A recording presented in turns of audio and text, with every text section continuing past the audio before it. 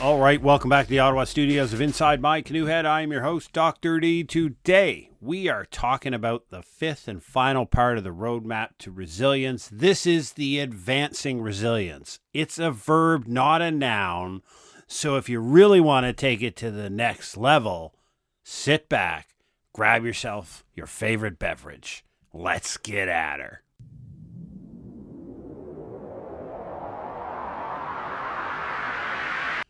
All right, welcome back to the show, and thank you very much for all of your feedback on parts 1 to 4 of the Roadmap to Resilience. Really, it's as I've said this repeatedly, I believe in providing this information free of charge to as many people who want to consume it in all of the formats possible so that we can help build a resilient community in these chaotic times, provide you a pathway to navigate the uncertainty and to give you that calm feeling as this, hey, I can't control the crap and the chaos in the world today, but what I can control is having a rock solid strategy to mitigate against the harm. We're never going to be in a position to reduce risk to zero, and we're never going to be in a position to protect ourselves completely from the effects of things we don't control. But what we do have is a very deliberate opportunity to choose to adopt strategies, skill sets, and the intent to create a world where we mitigate the potential harm against us to a significant extent, so that while other people around us are flailing in pain and difficulty as a result of something that punched them upside the head, we're like, woo, we are unstable for a moment, we catch our breath, we take a knee for a second, we pause, take a drink of water, and we continue on doing what we normally do to the greatest extent possible when the rest of the world has to stop and hunker down. That's the idea of building resiliency. That's what we've tried to put out in this roadmap to resilience. If you follow it, you're on a pathway. Now, is there an endpoint? No. And that's the strategy that we talk about in today's episode is the roadmap to resilience does not have an end, because resilience is not a point. It is not an end state. It is not, I've reached resilience and now I'm done. We often think about one and done strategies in life. You know, I'm going to learn something, I'm going to finish it, I'm going to get her done, I'm going to get that degree, diploma, certificate, whatever it may be, put it on the wall, and I'm all done. I don't have to do anything else. Many people do that in educational pursuits. They'll go ahead and they'll pursue an MBA. They'll get their MBA, they'll hang it on the wall, and they won't actually regularly, with intent, return to the lessons from the MBA and reconfirm their knowledge level, maybe advance their skill level in certain areas that they find a deficiency or they have an increased interest in, but that they'll complete some standard and they're done. It's like that standard joke that people hear all the time, you know, everybody doesn't know they're in the room with a qualified forklift operator, right? The point is that we all have different skill sets, different abilities. The question is whether we actually invest the time and effort to maintain them, to improve them, to understand the latest changes, right? It's something that goes along with in the professional designation world. So, for example, if you have a professional designation in a membership society that maintains a certification, and for example, I'm a professional logistician. I'm a member of the Logistics Institute out of Toronto, Canada, and they provide the PLOG designation to those who have completed a certain course of education. We have an ethics standard to live by, but we also, to maintain the certification, have to maintain positive membership, and one of the requirements to that is that we have to have some form of continuing education within the field or within a related concept to ensure that as the professional logistician, and I put myself forward in the world as that I am maintaining my competency. You'll see this in electricians, you'll see this in lawyers, you'll see this in doctors. There's always some form of requirement to maintain and continue education in your field if you want to continue to have a certification and be seen as a certified expert in a certain field, right? I'm offering to you resilience is the same way. Resilience is not going to offer you a certification, and I don't do it for the roadmap because I don't believe in printing off dummy pieces of paper so you can put up another certification on LinkedIn. The point here is, if you want to insulate you, your family, and those for whom you're responsible, a business where you work or you may own the business, and the community and neighborhood that you live in, if you're interested in insulating all of that to the degree possible against the effects of exogenous shock, then resilience is going to be your roadmap to follow. We've provided you the 4 steps, and a quick recap of this sometimes is helpful.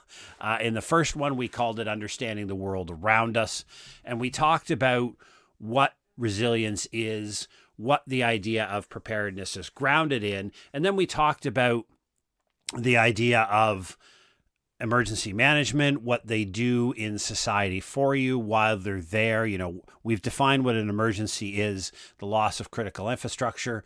And so emergency management is there to ameliorate. And we introduced the concept of the preparedness gap, that there's a space filled, no matter how well and amazing these dedicated professionals work in the field, there's going to be a space where you are going to be short of services and support, and the government and public institutions are simply unable to provide it. We call that the preparedness gap. And the whole concept of the roadmap to resilience is for you on your own and with supports in your community to close that preparedness gap. We do that in step 2 by introducing the concept of assuming responsibility for your outcomes, right? It's like Mel Robbins says, nobody's coming to help. And it's not that professionals out there don't exist. It's that nobody's coming to help you.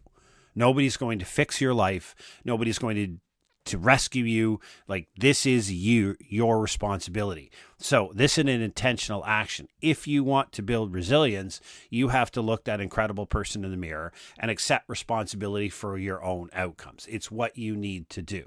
And then we said, okay, you accept the personal responsibility. Now you also need to accept responsibility for you. That incredible human being, that wonderful person, you have a duty and responsibility to take care of yourself. And that means managing your physical, financial, and mental health. That is your choice, and it's 100% up to you to do that. That doesn't mean turning into an Adonis fitness expert or a millionaire or having no stress in your life whatsoever. It means about taking intelligent responsibility for your physical health and understanding, let's just put it bluntly, if a no-notice rapid onset emergency happens, you don't want to start that out of shape, stressed to the nines, and broke. That's not a recipe for success. You want to start an emergency where you're reasonably fit, you live a reasonably calm and happy life, and you're okay financially. So if your income disappears for a month or two, it's a disturbance, obviously, but it's not going to cause you any significant harm. The last part is then we talk about the spectrum of preparedness, and it's about, okay, I'm going to follow this roadmap that you're laying out here. So what am I trying to achieve? So we go over the 5 types of individuals that exist on the preparedness spectrum to give you an idea of whether you don't want to be the blissfully unaware. Most people fall into the government-dependent 72-hour kit folks. We encourage you to reach the level of the prepared individual. This is an individual capable of providing for himself and those for whom they're responsible for 14 days. And then we talk about preppers and survivalists beyond that. Then we move into step 3 of the trifecta of preparedness plan that talks about the 3 plans that you need, and only 3, to be utterly successful. Because in the times of a significant disruption and emergency in society, as a family or an individual or a business, you really only have 2 choices. You can shelter in place or you can evacuate. You literally have no other choice. So you have a shelter-in-place plan that talks about providing for the animalistic requirements of food, water, shelter, health, safety, and security for you and your family for 14 days, which is our recommended timeline. And then your evacuation plan, which talks about having a dedicated place to go. What do you bring with you? And intimately understanding your insurance coverage. The third one that we add there was out of research, actually, and it's a plan for when you're fired, because we found that it is just as impactful to a family as losing their main line of income as if their house burnt down. So if you have a financial strategy, so you know exactly what you intend to do when you get fired, and exactly how to replace your current income as quickly as possible. You have the strategy now. You know exactly what you're going to do when you get fired. You're not going to try to figure it out after the fact. If you have those trifecta of preparedness plans intact and you spend 30 minutes a month and just 30 minutes a month, then you will be in incredibly advanced state compared to the average citizen. That's what we're trying to achieve. Now, step 4 went into your family risk assessment. Now, understanding that, as I said at the beginning of this podcast, that there's no way to mitigate risk to zero. There's no way to prevent harm. What you're trying to do is be able to best understand the risks to which you are exposed based upon the choices you make, where you live, what type of employment you have, what type of friend set, what community you live in. All of this provides for a certain risk profile. And we give you a strategy of how to create a family risk profile based upon your exposures to the 5 spheres of influence: political, economic, cultural, natural, and familial, and understanding how bad days could happen in each one of those, teaching you how to identify the risk first, codify the risk as low, medium, or high, and then create a high-risk strategy plan to deal with those things that are an unacceptable level of risk to you and your family. That packaged up is your roadmap to resilience. And it's a regular thing that you come back and revisit. We talk about 30 minutes a month at a minimum, which is all that's really required to sit down and go over the plans that you've created. Does this still make sense? Has there been any significant changes that I need to worry about? Does this, does my shelter in place plan look good? Does my evacuation destination, is that all still good? Is my economic plan for when I'm get fired still rock solid? Great. Is there any new risks that have emerged that my family's exposed to over the past 30 days that I need to consider? No, awesome, great, get on with your life and carry on. Because remember, if building preparedness and the act of creating a resilient life becomes very, very demanding on you, you're doing it wrong. You're doing it wrong because you're spending far too much time trying to protect against harm and not out there enjoying and rocking an incredible life. Now, this does take effort up front. That's why we call it the 4-step plan. But once it's complete, you're good to go. Now, step 5 that we're talking about here today on the podcast is all about those of you out there in the world who have completed steps 1 to 4, believe and they're comfortable with their increased level of resiliency, but they really want to do more. They want to consider, that colloquial phrase, take it to the next level. So here we have 4 research-based, evidence-based ideas and strategies that we've come up with over our decade of research that we've done here individually, myself and at the company at Preparedness Labs Incorporated, to demonstrate what are the ones that are most influential and most useful to those who are considering. The first one is to build a community. Now, I lecture on social capital. I travel the country and the world giving lectures on the value of building community resilience and building whole of community, engaging all sectors of society in increasing resilience. We know from disaster research that goes back hundreds of years in investigating post-event outcomes of societies that those who have strong social network ties, so that means individual relationships with their neighbors and their family, strong social ties in community groups such as faith organizations, clubs, organizations, school networks, whatever they may be, have far better post-event outcomes because strong social networks creates resource network. So when I have a network of 25 really closely related friends and confidants that I can count upon through organizational or direct membership with individuals, I have access to their networks, which is exponentially 25 to the 25th exponential. You can see where we're going with the number of connections. But along these social networks, what social capital, which is the trustworthiness and the connectedness of these relationships, it leads to greater access to human capital, which is education and experience and skills embedded in human beings. It gives higher degree of opportunity to access financial capital to do things that financial capital allows for. But it also is, in some cases, most important one is access to physical resources. So physical kit and equipment that you may need in times of disasters, you don't have to own it. If it's embedded in your greater network and you have strong social ties, you have access to all of the education, all of the skills, all of the knowledge, and all of the physical goods that exist in that network. You have potential access to. That's why building a community, engaging your neighbors, and then building strong advocacy with your local government. And this was specifically came out of some research by Professor Aldrich in Northeastern University in Boston when he examined a lot of international disasters in his book, Building Resilience from 2012, which I definitely recommend for anybody who really wants to understand resilience. It's available on Amazon. It's not very expensive. The point here is that what he found is that these strongly built communities, the ones with strong social ties, the key to their success was that they had built something called strong linking social capital, which means the community had strong ties across a power differential with the local government, which meant they were advocates for. And it got to the point where, and I'll give you an example, and this is true here in the community that I live in the city of Ottawa, we have an exceptionally powerful and well-connected community group that is a strong advocate for our needs in this community. Let's just put it clearly. The easiest way to explain it, the city councilor does not dare miss a meeting. He does not dare miss an invite from this community because he knows that it speaks for the community and there will be significant repercussions on his popularity if he fails to attend and consider what is being presented to him.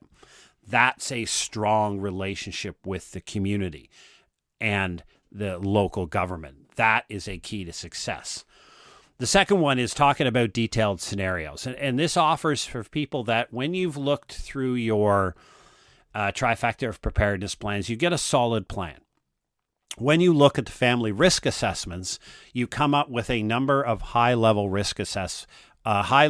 or unacceptable levels of risk from events that may occur in the political, economic, cultural, natural, or familial sectors or spheres of influence.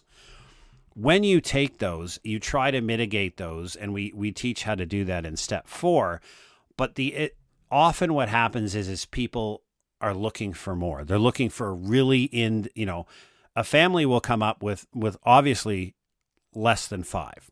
I would suggest if you have more than 5 high risk exposures in your family, then maybe you're being a bit too easy with calling things high. But in any event, the average family through our studies is going to have somewhere between 3 to 4 high risk, uncomfortable, unacceptable things that their family is facing due to their family risk assessment. The deep dive is a detailed scenario analysis of one of them, to pick one and then go very, very deep and very, very thorough on how you might mitigate that. This takes time and effort. You're going to have to seek guidance. You're going to have to engage experts. You're going to have to read a lot. You're going to have to watch a lot on YouTube. This is not about a money investment, not at all, none whatsoever. This is 100% about looking at really understanding and gaining the skills and knowledge to mitigate against something you've identified as a high risk that your family faces, and that you really want to find a reasonable solution that's within your capacity to execute, but it's going to require a lot of detailed work. So if you take a high level of risk from say you live in a tornado alley in the United States, and we've seen recently some horrible outcomes that are down there, and it's an unacceptable risk, obviously, to you and your family, and you're like, okay, how do I, other than moving, which we can't, and maybe you love your community and don't want to move, what can you do to significantly reduce the risk of harm from a tornado, right? The easy answer may be a shelter in your house. Well, guess what? Maybe you don't have the $5,000. So the question now becomes, what can you do to mitigate that? And that is a deep dive and talking to experts. I'm not a tornado expert, but that talking to experts and talking to mitigation strategies, sharing this with your family, sharing it with your strong social group. That's another benefit of having a extended, strong set of social networks and social ties, is that when you're trying to figure out how to navigate this high unacceptable risk level from a very certain event that you've identified, sharing that with your confidants, with your friends and people you trust, then you're now accessing their education, their skills, their knowledge, and their ideas within your social network. So you're getting a whole additional group of intelligent minds looking at a problem you have to help you find a solution. Again, this is not a monetary investment. This is a time and effort investment. So the second thing that you can do is to expand your resiliency, is to really take a deep dive into your high risk levels that you've identified in step 4. Now, when we move back to the third one, we're looking at incorporating medium-term critical infrastructure replacement. And we talked about this in building your trifecta of preparedness plans. When you're looking at your shelter in place, the evidence behind shelter in place, we throw out all that idiocy you see on YouTube. The idea behind shelter in place is that you're going to be able, to the greatest extent possible, replicate lost sectors of critical infrastructure as close as you can to the level pre-event for your family. So the effects of the loss of access to a sector of critical infrastructure are low. The easiest one that most people want to do a deep dive into is loss of power. And it's probably the easiest one to explain. Food is easy, just stockpile more food. Water, increase your water preparedness or preservation, sorry. But when you think about power, because in today's world of internet connectivity, cell usage, smartphones, computers, and everything else in the digital age, because so many things are in the digital age now, and you probably earn some of your income in the digital age, that being able to have access to unlimited power, irrespective of what's going on in the world, is probably something that you're interested in. Now, we recommend the strategy for this is very simple. The first thing that you need to do is understand what we call your minimum power profile for your family. So based upon how you earn an income, how you operate your lives, what is the absolute minimum number of watts or amps you need available at any one time to replicate as close to possible as normal operations of your family. You're going to have to be realistic with it. So obviously the whole house is fine. We'll just want everything to work. But realistically, if you went around your house, and I often, in a previous course that I taught, I recommended, grabbing a piece of paper and walking around your house and noting things that you must be able to use in your home to be able to function as per normal. Like, for example, I want to have access to my deep freeze. I want to have access to my internet modem, things like that. So you basically come up with a minimum power profile which says, I need access to so many amps of power 24/7. Now you have to resource and look at what are the different ways to generate that. Now, this is one of the very few things where you may put yourself in a position where you will need a financial output. This is generally, you can generate power from gas, and that could be from propane, fuel, diesel, anything, but some type of fossil fuel or solar. Those are basically your two options, and both of them will require some form of battery bank, because you obviously don't want to have a gas generator running 24 hours a day in your backyard. You want to run a generator, whether it's a solar or a gas-powered generator, to create electricity and fuel a battery bank, and it's from the battery bank in which you will use your flow of electricity. In other words, right, I'm going to run the gas generator for a day because I figured out at 60 minutes of running at peak power, I can recharge my batteries for a day's worth of things. So I need 1 hour worth of fuel per day that I intend to use this. Or you might say on the solar side, that's saying to recharge my battery to sufficient level based upon the probability of sun exposure, etc., I need 300 watts of power. So how do I get 300 watt solar panels for the cheapest way possible? And then how do I get the battery power bank? These are the deep dive investigation you have to do. And if you don't have a lot of money, I actually read about this. Now, it's a hearsay. I have no evidence. I haven't spoken to the people involved, but I think it's a worthy. A community was looking at this. When I mean a community, I mean a small neighborhood of houses. We're looking at trying to figure out how to generate backup power for basically internet access, like Wi-Fi they could all share in a down period of time. And so what they did is they, through a registered charity, they ran a 50-50.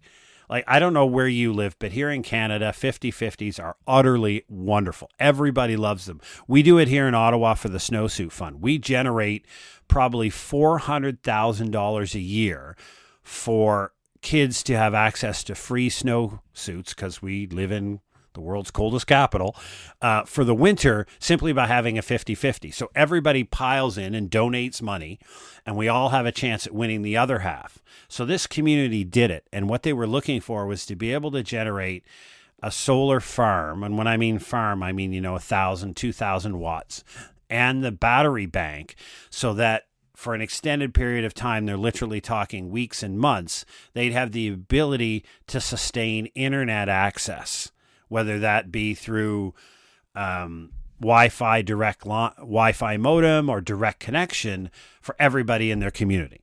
And so they ran a 50-50 and it worked. They won it. Cool. So yeah, there are ways to do it, especially if you have limited income. You can share it, for example. Only one person, you just need to create Wi-Fi in one location, and then you can all walk up and share. And strong social community, guys, ties back all of this up. The point being is that your third idea that's based in evidence is people generally look for incorporating medium CI replacement over an extended period of time beyond 30 days, sometimes for periods of months. And so that if you're really looking to advance your resiliency, that's one, especially if you're like me and you run a digital online business, right? I can't be without access to the internet, just because that's how my business functions. So I have to be able to provide sufficient amount of power for weeks, if not months, if I don't have access to regular power, so that I can continue going forward. Now, if there's no power for 30 days, obviously my business is the least of my concerns, because my customers probably don't have access to the internet. But you understand what I mean about creating that comfort, reducing the anxiety level in your family and the worry, knowing that if there is a significant disruption that goes beyond that, you've done the deep dive work to at least be able to provide power, food, water, whatever it may be, whatever is your high risk that you've identified. And then the last one is multiple lines of income. And now recent studies that have come out have shown that by 2030, near 50% of income will be earned from the gig economy. And that means, otherwise known as precarious work, the times of our grandparents and fathers and parents was a time where you could reasonably have a consistent level of income from one job. That job you could do for 40 years. You would earn a defined benefit pension plan, and you could retire off of that pension plan, confidently knowing that it will always be there for you. It doesn't matter whether we think that's good or bad. That world is gone. What we're emerging into is a world where far less confidence. Most people are going to change positions, if not companies and roles, completely every 3 to 5 years. So we're in a world of precarious employment. Now, considering that is great opportunity for the people who wish to seize it. Multiple lines of income allow you to mitigate against the loss of one. So if one line of income goes down, the other 4 in your family will at least mitigate against that. You'll be able to pay basic bills and carry things on. Now, this is not somebody having 5 jobs. That would be ridiculous. This is figuring out different ways in a family unit, or you as an individual, as to how you will bring in additional resources. Number one way that we recommend is looking at, and this is obviously if you want to expand resiliency, looking at your skills, hobbies, and things that you love to do, and figuring out if there is a methodology to monetize that. Now, I can't confirm everybody's hobby can be monetized, but I'm pretty sure by looking at YouTube and an Etsy store that a lot of people have done this before you. And because these things are popular, obviously there is a demand out there. So the simple thing is an entrepreneurial idea is your job as an entrepreneur is to solve a pain in society. You have to identify a pain and a problem people are facing that there isn't a reasonable solution for. Then you have to create that reasonable solution, but you have to do it in a way that requires the least amount of effort by people and has the greatest possible desired outcome in the shortest period of time. If you can do that, you will be wildly successful. The idea is having several of these ongoing.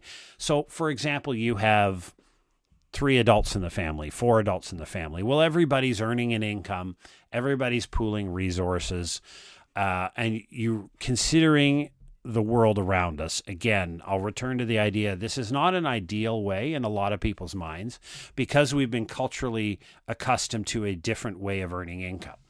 The world is changing, and it's not about whether we like it or not. It's about learning to adapt to the alternate economic reality that is emerging now. So we're going into a gig economy, or you're going to be earning a salary in a precarious position, which is why your trifecta of preparedness plans, the third one for when you're fired, is so important. AI is disruptive. I'm a huge fan of AI. I think it's great, but it's disruptive to a lot of ways that we're going to earn an income.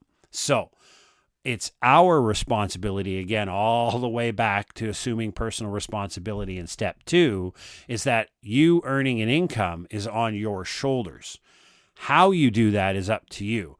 We're saying there's great opportunity in understanding the digital economy and e-commerce around you as to ways to monetize things to provide you at least additional income. I'll give you an example.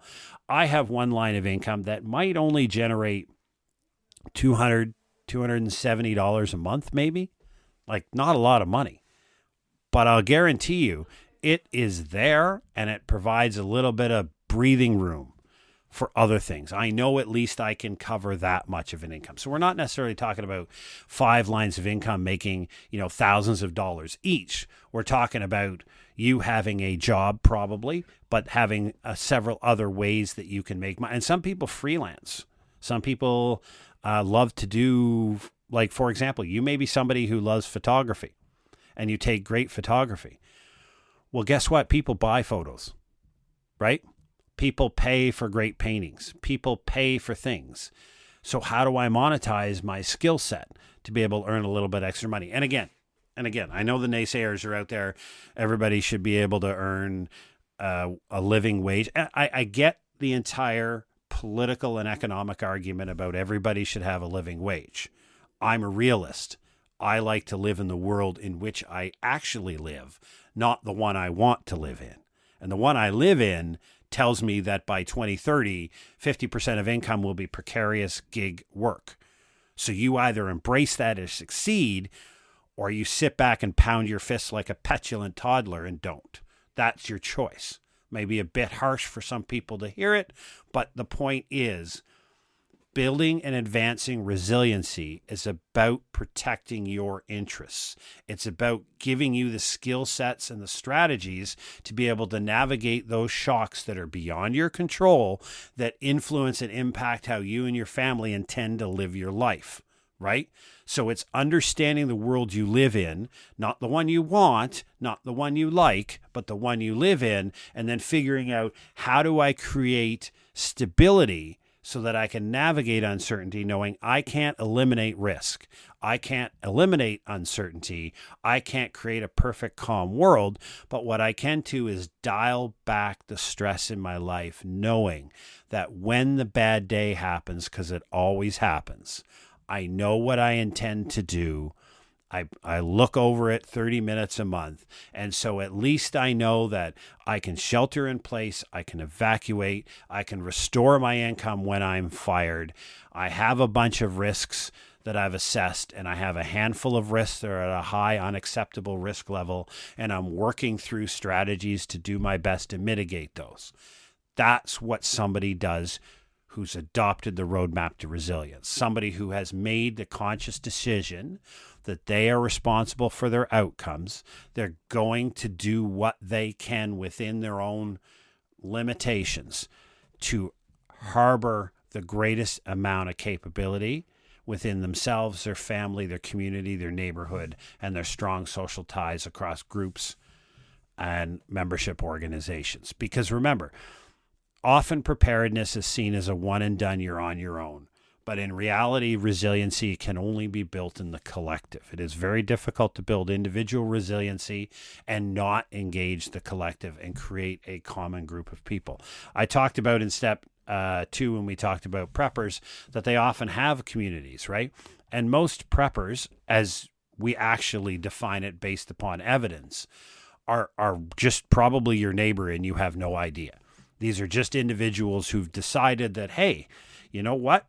It's a pretty chaotic time out there, and sectors of critical infrastructure are likely to collapse, and it may take a little while to get them back. So I'm going to consider a little bit longer timeline in 14 days for what I think are a few key areas of critical infrastructure, and I'll just calmly and quietly be able to provide this for my family, and I don't worry about anything else. And because somebody, again, and the last point before we close is just a reminder that building resiliency and building preparedness is something that should not take an exorbitant amount of time. There is a bit of a learning curve at the beginning and a bit of a time investment when you do steps 1 to 4, as we've outlined here in the roadmap to resiliency. But once the initial effort is done, it's actually a nominal amount of time and effort, unless you're doing what some of the things we recommended today, to do expanding resiliency and do some deep dives in some pretty cool and interesting areas. But if you're just maintaining steps 1 to 4, then it's 30 minutes a month. That's it. And then you have this calm and relaxed feeling because you know that you are ready to support the people whom you love through things that are beyond your control. And none of us know what craziness is coming around the next turn. But that's what we're here to do. And that is what the Roadmap to Resilience provides for you. So hopefully you found this helpful. We look forward to all of your feedback. Drop over at insidemycanoehead.ca. It takes you to our Buzzsprout page. And there's some ability to support the show there. Buy me a cup of coffee. And I want to thank somebody who just did buy me a cup of coffee. I've been away for a week. I was down in the Bahamas, enjoying some sun time in Margaritaville Resort in Nassau. So a lot of the previous episodes that came out were pre-recorded, and I did have an individual buy me a coffee, and I wanted to shout out to that person. Thank you very much for doing that. If you just want to support the show and you don't want to buy me a coffee for $5 Canadian, feel free to just share this with other people. Our goal here at Inside My Canoe Head is to provide non-apocalyptic, evidence-based preparedness and risk management information and education for individuals who want to take responsibility for their outcomes and achieve greater success in life. It's free of charge. It's what we do. Drop over to our parent website, preparednesslabs.ca. It's our shop over on Shopify. Shout out to a great Canadian company. We have a lot of offerings there for you, but most of it remains free of charge. It always will. That is our community service. So thank you for listening. And Inside My Canoe Head, take care and stay safe.